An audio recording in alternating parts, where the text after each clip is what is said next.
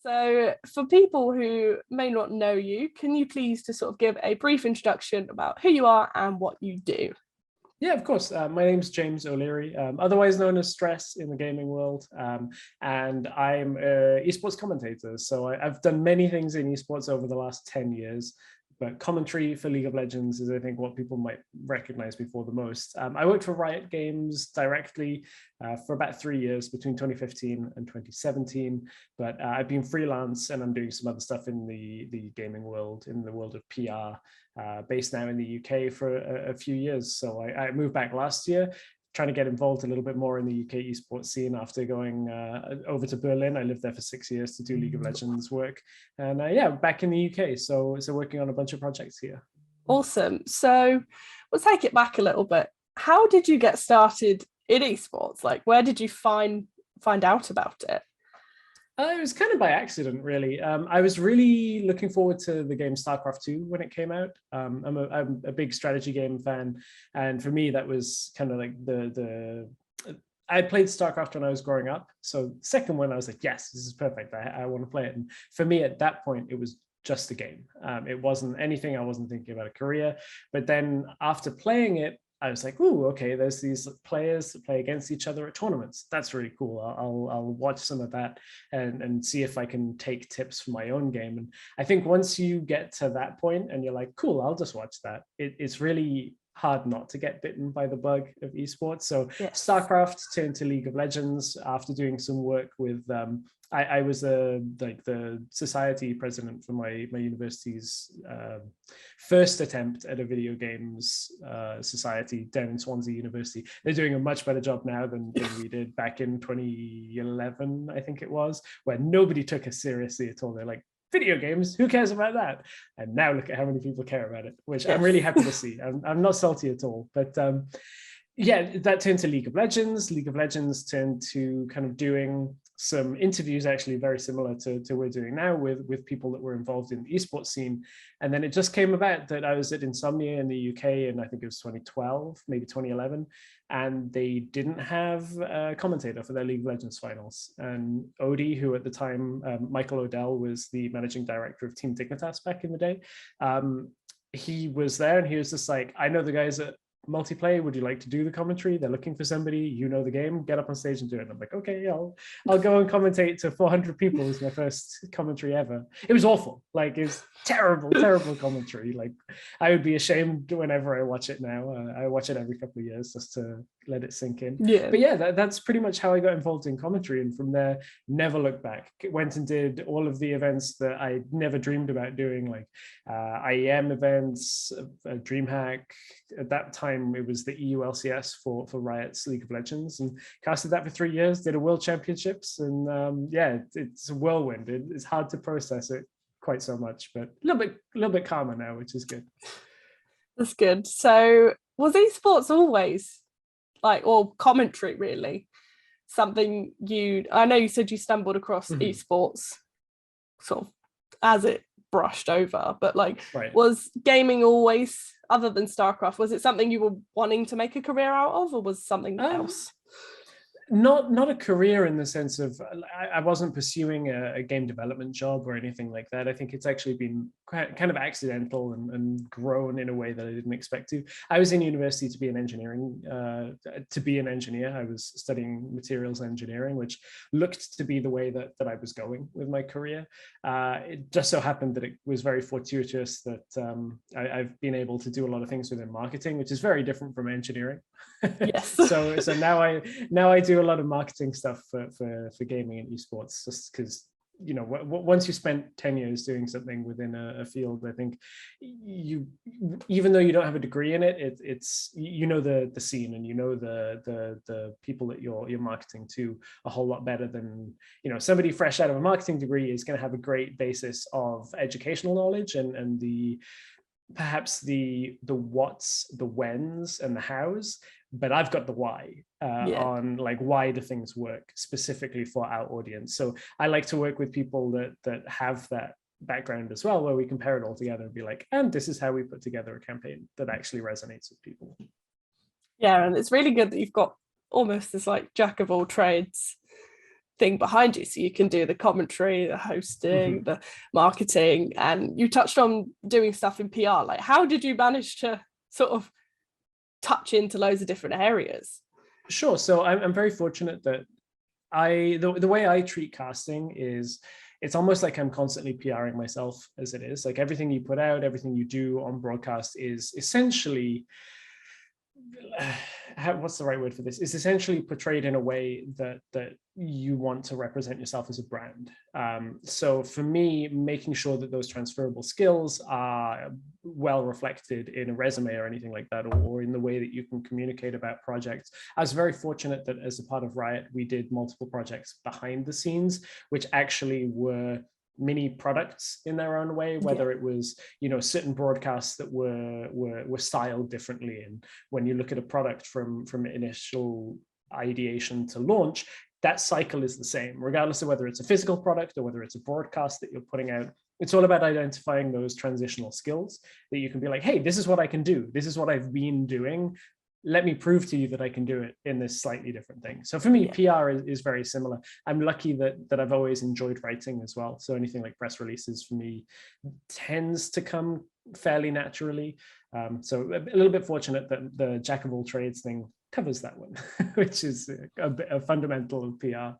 Yeah, definitely. And like, it's really, really important, because a lot of people, when they come into esports, have their heart set on one thing.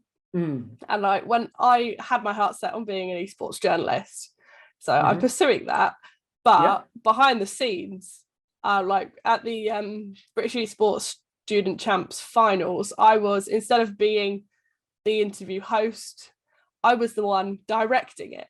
So I got to do it all from a different perspective. And I've done a lot of stuff with press releases, and I've been able to touch in different areas. And a lot of people don't understand that when they come into the industry, if you get what I mean. They just want to do the one thing because they're good at it. But as you've said, it's just worth, if you enjoy something, give it a go, touch into that, you might be good at it. It's sort of a good mentality to have. I think one of the most valuable things you can do as somebody looking for a career in basically any emerging market is being useful in the ways that your skill set lend themselves to. Like, I wanted to be a commentator, but there was no commentary positions available at Riot when I applied in originally 2013, and I was rejected from Riot. Didn't let it get me down. And they said instead, well, how would you like to be an observer for the game? And I thought, okay, well, I know how to tell a story with my voice, basically. So I can tell the same story being a camera person in game and lead the commentators to the story that we want to tell. And essentially what that ended up was, I was in the right place at the right time when a commentary position did open up, that they're like, oh, you're already here and you have this skill set and this is what you want to do anyway. Here's the door open for you, just step through it. So being in that situation, that doesn't mean you should throw yourself at everything. There certainly is a very valid position where you need to know that you can do the tasks that you're taking on. I would encourage people to do things that fit within their skill set and don't push outside of it, because otherwise you can end up, making your road a little bit more rocky. That's not to deter people. Certainly you can put in effort, but know your strengths, and then, as I said, like, use transferable skills, like where they fit. Make sure that people know that, hey, I can do this. This is what I can do.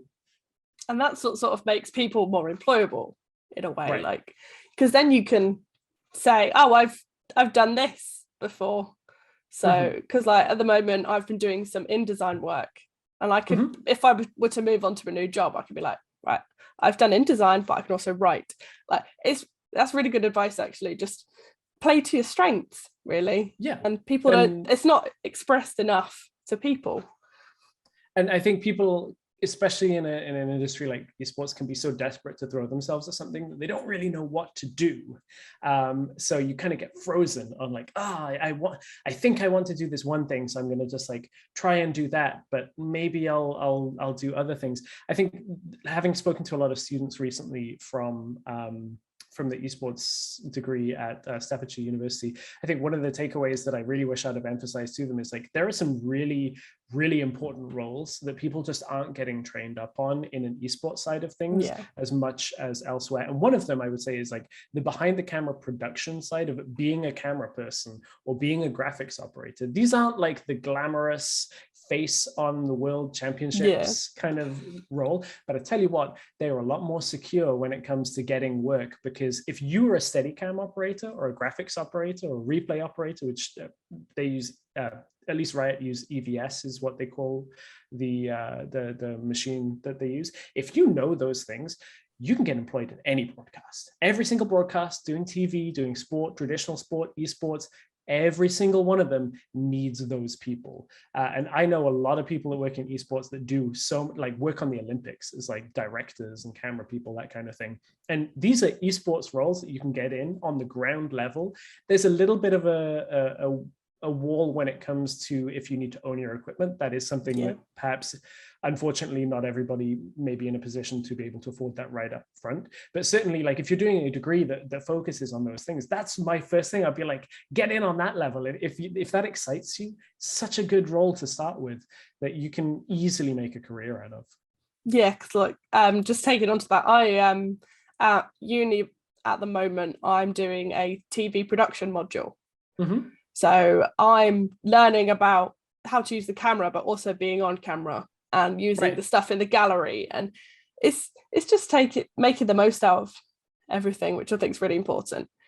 Yeah, so, absolutely. And on that note, if you understand what it means to be on camera as well as what it means to hold a camera, then you're going to be better in both of these spots. Whichever one you end up in is like, if you understand how the camera needs to shoot for an angle, as a performer, you're going to be able to perform better. Or as a camera person that has done performance, you're going to know roughly kind of like what's coming in that sense. And there's a lot more trust between your production team like that. So I think that's great when you can have both sides of that experience. Yeah. So just taking a slightly different route, it's a big question, but if you could pick your best sort of moment in your career so far, what would you choose? Okay, so I know I have two. One of them is one that people will recognize a lot. One of them is one that people won't. My most proud moment is certainly for League of Legends fans that remember the Paris finals in 2017. There was an interview right before, I think it was the third place match, may have been the finals, that was done with Reckless. And I did that interview on stage and in the middle of Paris with maybe 8,000, however many people were in the arena, like shouting his name. I got goosebumps going up on stage. I could tell it was already going to be a very intense interview. The context was he wasn't in the finals and he had won the MVP of the split. He's like this legendary player, wasn't in the finals and didn't know whether he was going to be able to make it to the World Championships that year. And I could tell he was very distraught. And when you're doing interviews, you have to be very careful with interview guests because you want to push them, but you don't want to seem insensitive. Yeah. You can't seem like you don't think of them in the moment. And we get up on stage and I've already talked him through the questions and I have to abandon half the questions halfway through because as I ask him, like, how would you summarize this split and not being qualified for Worlds yet, which is a dangerous question because there's a lack of empathy potentially there. Yeah. He goes quiet and I can tell he's tearing up. And I go quiet, he goes quiet. The arena just erupts for him, like chanting his name and like in you know, like reckless, like as a cadence, really like powerful. He starts crying. I have to like take a moment. I tell him to take a moment, which for me, I'm like, oh God, my producer's gonna like, I hope my producer is loving this at the same time, because that's the thing is like you feel for the person next to you, but I mean, sports directors will always keep shooting and keep looking because they want those moments that's like basically only sport can really bring out some emotion like that sometimes, where it means so much and it's devastating in that moment, but there's a happiness because there's a crowd that are celebrating people. So I get goosebumps every single time I talk about this. He didn't do a full answer on the question and I had to let it go back to the analyst desk and the show go on. But like that interview to me is the time where I felt like, okay, I have had enough experience as a broadcaster to, in the moment, be able to understand everything that I need to do in order to be empathetic, to get the best out of this moment, and also to let it breathe. Because I think that's one thing that people do is if I just kept talking and didn't let the crowd chant, it wouldn't be a moment. Reckless probably wouldn't have been as open with his emotions as he was in the moment. And yeah, so for me, that probably is the pinnacle. The other one for me is I casted Fortnite at the IEM World Championships in 2019, and I got a finals, and I didn't in my casting career get too many finals, so for me that's a big one, where I got to tell the story all the way through and got very excited. Yes. It was very fun. That's the fun side of casting, where you get to yell and shout. The tense emotional side is when you have a player that's about to cry next to you and you're desperately trying to stay empathetic as a human being, but also be like, please give me like the show, the moment for all of us, because this is magical. And I mean that in only positive ways. Reckless is a great guy. Like I couldn't have asked for a better interview for him in the moment, and it's an iconic moment in League of Legends history, so I'm glad to have been part of that. Yeah, that sounds like it had a really big impact on you. Very intense moment. I still get like chills thinking about it every time I watch it. I don't watch it that often, but it's part of, like, you know, as a caster, you have to put together a reel of like your big moments. Every time I watch it, I'm always like finding it hard to breathe. Like, it's so intense in the moment. But yeah, it certainly did have a big impact on me. Awesome. And so we'll take a slightly different move now. So diversity in esports. It's renowned. People, I say it is renowned in the public eye as not being a very diverse industry. However, it is an ever-growingly diverse industry. Right. So how do you feel about, like, what are your sort of points of interest about the way that esports has developed to be diverse? Sure. This is one of the topics I could talk for hours on. So please, honestly, if we run out of time, please feel free to cut me off or ask me different questions. That's not a problem. So we as an industry are not doing a good enough job of being diverse. We have some performative things that happen when Pride Month rolls around, and that is generally accepted if you're somebody from, for instance, the LGBT community that looks and I mean this in a neutral way. I represent somebody from the LGBT community physically that is palatable to the mainstream. And what I mean by that is I am a cisgendered gay man that generally is not too, as people would put it, in your face, and that's use their words than mine. It's certainly something I would actually like to be more in people's face about it, which is why I'm wearing like a pride shirt, and I plan on wearing lots of stuff like this on broadcast. But I don't represent the trans community. I don't represent a background that isn't a white background. I don't represent the non-binary community. I don't represent women. And I think when diversity stops at somebody that looks like me, that's a problem. That's a problem for me. That's a problem for the community. That's a problem for esports as a whole, because I don't represent the entire community, and I shouldn't. And that's not me trying to martyr myself in any way, other than if the entire community isn't pushing for better racial, gender diversity, whether even religious diversity, like, if we're all not working towards that, then we're not really doing enough. And that's why I say that the industry is not doing enough, because I don't want it to be that I'm accepted and I pull the ladder up. That feels so performative and shallow, especially for the trans community. I think that's where people that are already accepted sometimes turn their back, and I don't like that. I don't think that that's doing justice to a community that they're a part of our community. We can't turn our backs on them. I want to make sure that everybody feels welcome. Yeah, it's at BEA. So before I joined, the lovely Morgan and Alice put together the Women in Esports initiative, which is phenomenal. And when I joined my interview, I remember being asked, what content would you like to do? And I'm like, I want to take inclusivity and diversity even further.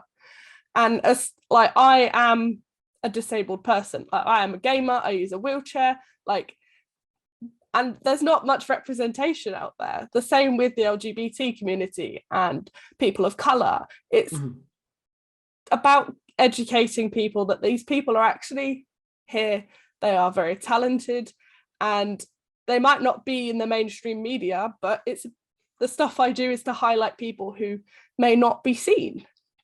So Right. like I did an interview last year with a professional Overwatch player who has no function in his arms, so he uses his toes on a keyboard and mouse. He is incredible. He's better than me at the game, and he plays with his feet. I'm sure he's better than me by far, by magnitudes, I'm sure. So his name is Tucker, and like he streams and things, and no one would have ever known he was competing at the level he does because he's not been highlighted. And that's something I'm really, really passionate about. I can tell you're passionate about it too, to get more people in esports aware of the people who are part of these different communities and groups who don't get to shine like the rest of the people. And it's really nice to see that. Exactly that. And I think that at a base level should be the way that people think about esports is, on all levels.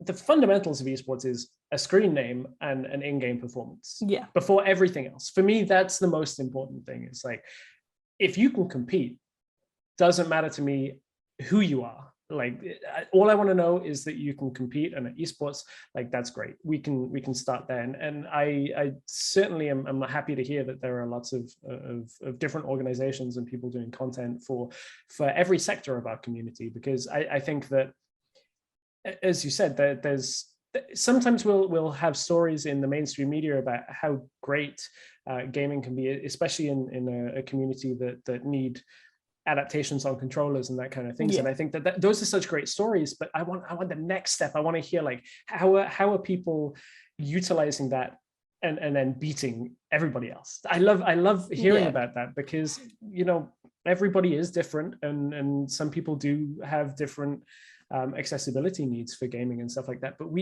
there are already those tools that we can build on. So let's keep talking about those tools. Let's keep showing people those tools. Let's make new tools. Let's do everything we can. And I know that it's a slightly different change, but talking about women in esports, that's something that, again, is very dear to me in the way that we talk about competition and how it plays out. Because you look at Valorant with Game Changers and a lot of the different leagues that are starting up around the world.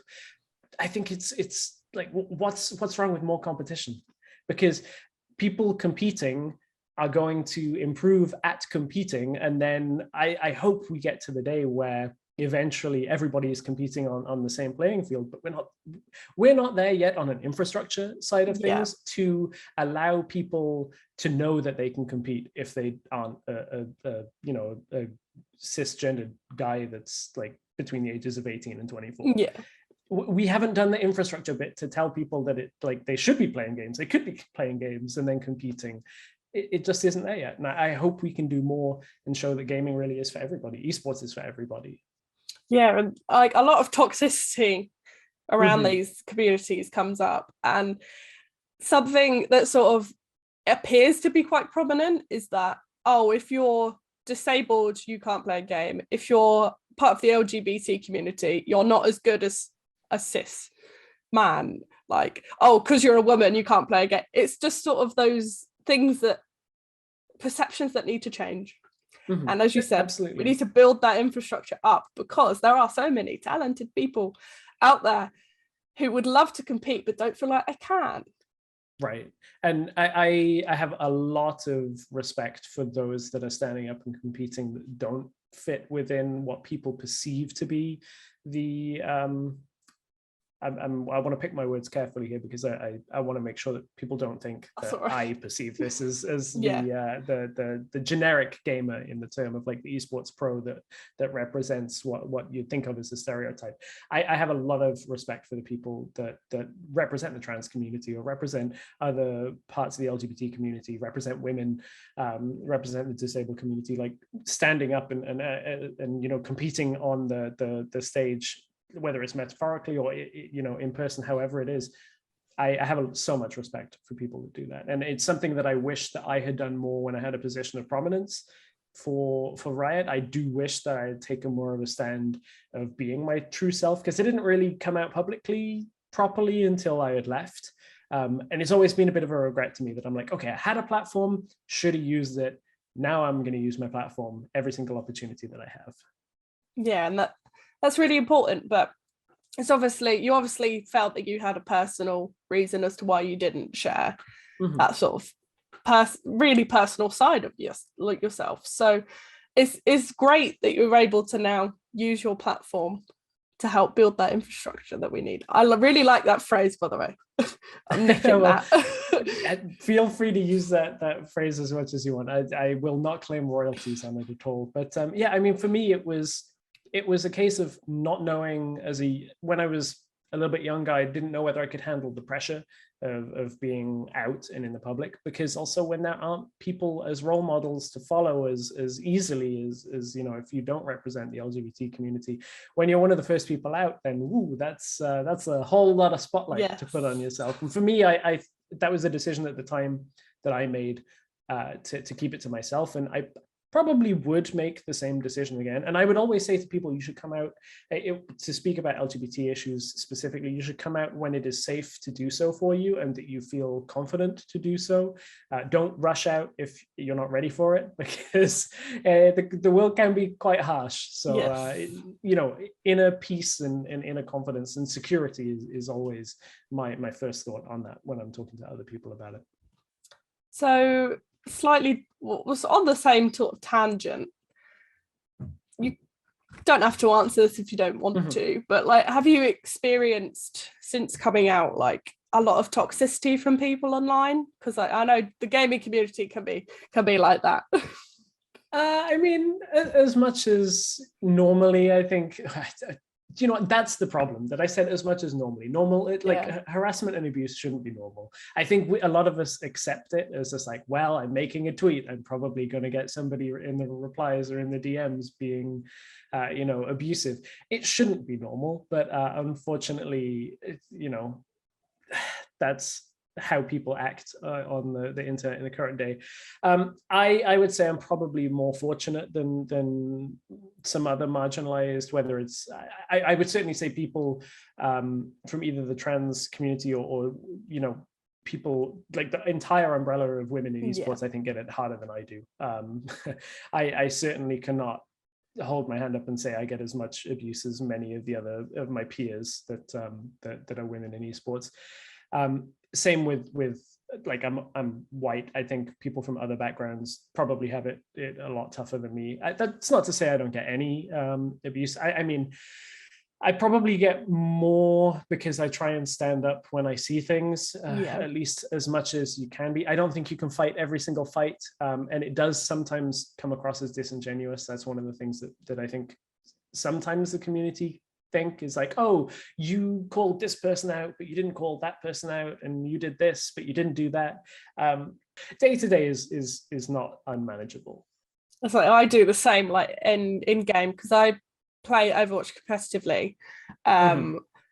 It got to the point where I was so reluctant to speak in the voice channel because I'm a woman, that I would get all this harassment and abuse. But every time other people are abusing, harassing anyone or using your sexuality or gender or a disability or even your color of your skin as an insult, I'm always there. I'm first in the match chat to be like, you can't say this, you can't.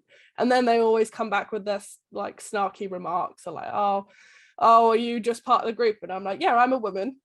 Does it matter? You can't talk to people like that. Just because you're behind a screen doesn't mean just sort of that stuff. And as you said, I'd be here a very long time if I had to fight every single person. That being said, I think so many people jump to the cancel culture description, which is a really quick way of trying to dismiss people's concerns. I think generally most people in life really just kind of want to get on with their life. Yes. There's not this big, like, at least that I've experienced, there's not this big like campaign with LGBT people wanting to strip things from other people and their rights and all of this. There's not, like, I just want you not to be abusive towards me, and I want you to let me live my life just as a private citizen, and that's okay. And I'm not going to affect you, and I hope you don't affect me. And like that's that in my mind, that's what I see as like what I am working for. Is just that we're all on the same playing field, and that nobody abuses the others. But some people just don't necessarily subscribe to that, which is a bit of a shame. No, but alongside that, just the fact that I know a lot of companies, I'm not out, again, as you said, I'm not going to out specific companies or organizations, but this is why I wanted to speak to you today, because these people are around all time throughout the year, and not just Pride Month or yeah, exactly. Disability Month. And companies only seem to focus on that and show their support during those months. And I think it's really, really important that, as part of it all being my passion project to help esports become more inclusive, that we just celebrate throughout the whole year. And as you said, just accept people for who they are. They're not going to affect your lives. Just let them be who they want to be. My TED talk on this exact topic, this is where the second hour-long piece comes in, so I'll make it quick. You're completely right in that we exist the entire year round. And the only way in my mind that we're going to get companies to understand that and to push it very frequently is that the people that are very qualified, because everybody that is working in esports, if you're qualified, you're qualified. It doesn't matter on your background. There are super qualified trans people, gay people, black people, white people, every single background. If I were to go through the entire list, I'm sorry, it would take me forever. So I am just gonna move to the next bit, which is if you're qualified, hire these people and put them in positions of power. They are qualified, I promise you. There are lots of people qualified for every single position. It's not just people that represent that stereotypical background that we're talking about.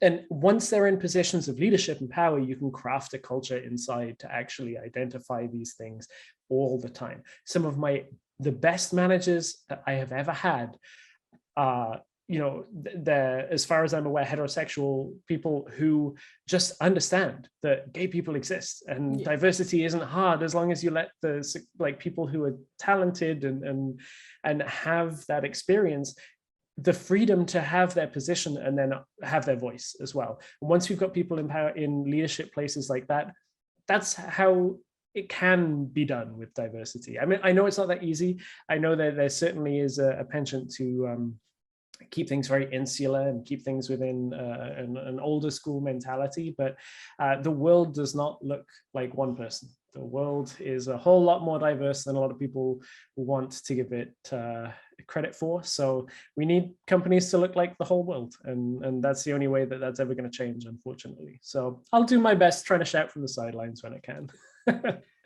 And again, coming out with the incredible quotes here. Honestly, we'll just get you on some streams, speak for hours. I'm happy whenever. As I said, I will gladly talk. I'm going to give it an actual shout out here, as opposed to a negative one on a company. Doing diversity is also understanding the issues you're talking about, regardless of whether they represent you. Team Liquid invited me on to a Pride show back in, I think it was November, so not in Pride Month. It was actually, maybe it was, I can't remember. Doesn't matter the exact date, but what they did was they actually did a conversation with a number of different individuals that represented different backgrounds of the LGBT community. And we had a really good chat, and Steve, the owner of Liquid, was there to actually represent a team owner, like, okay, how do we engage in this conversation? How do I have a very visible conversation with the trans community, with a gay individual, a lesbian or bisexual individual? Let's have that conversation publicly, and let's have it in a genuine way. And then that will allow people to actually see what we're doing. Also, they understand the community. I'm not going to snap it, but they sent me a Team Liquid Pride fan and a bunch of shirts. Yeah, if I snapped it, I'd blow every headphone user's ears off. But this is what I mean about understanding. It's so simple. I mean, it's kind of a meme within the gay community that you have fans, and at Pride everyone snaps them, but still I'm okay, you've done step one, you've done some research. Somebody within the organization cares enough to say, if we do Pride, we should get fans, because that's cool for the LGBT community. So big shout out there. That's what I love to see, is when people are invested in it and we can have those conversations, and it's not taking anything away from anybody who doesn't represent the LGBT community. All they're doing is adding. Yes, and I really like doing that as well. I've only got the one perspective. Well, I say two technically, because I'm a woman, but having the disability side and the being a woman side in esports. I've spoken to quite a few different people about their experiences as a person of color. Like, obviously, I don't have the experiences. I'm willing to learn. And people who are part of the LGBT community, I am willing to learn. Like, my sister is non-binary, so I've grown up around it. I knew enough about it, but I wanted to know what people in this specific industry had experienced. And I've spoken to a few people. TK Layla is incredible. She was very, very lovely to speak to. You have also been very, very lovely to speak to. And I like to learn, and things I might not be an expert in, as you said, there's always someone who is. And if you can teach me and teach the world, then we'll make it a better place. And I think for the most part, when you see that people are willing to listen and they're willing to engage, I think while I would never say there's a responsibility on people from marginalized backgrounds to educate, I definitely would never say that is something people should be obliged to do. I think you can have meaningful conversation. And if you're willing to have that, I think it creates such a better environment where it's just like, hey, I'll listen to you, you listen to me, let's ask some questions, and we can figure out the entire scope rather than just kind of like staying within our lived experiences, as you said. Yes. So on that note, it has been incredibly lovely talking to you. I hope you have a wonderful rest of your day, regardless of how busy it might be. And I wish you the best in all of your future endeavors. Well, thank you. I appreciate that. And always have the time to talk about diversity in esports. It's something that I'll never be too busy for. If you enjoyed this video, don't forget to like, share and subscribe to our channel. If you want more content like this, visit our website britishesports.org, and you can find links to all of our other social media channels in the description down below.